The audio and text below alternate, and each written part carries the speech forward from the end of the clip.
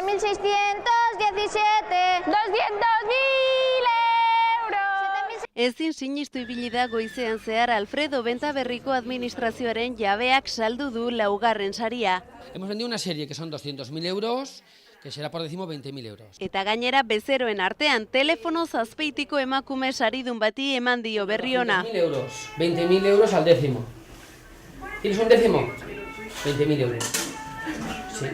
Eta jarraian txanpai botila eta guzti auzokideekin ospatu du. Berak ez du dezimorik erosi, baina saridunak zeintzuk diren jakiteko gogotsu dago. Donostiako Bentaberri auzoko administrazionek orain dela 5 urte ireki zituen ateak eta gaur bere urteurrenan hain zuzen ere Gabonetako loteriaren sari batekin estreinatu da.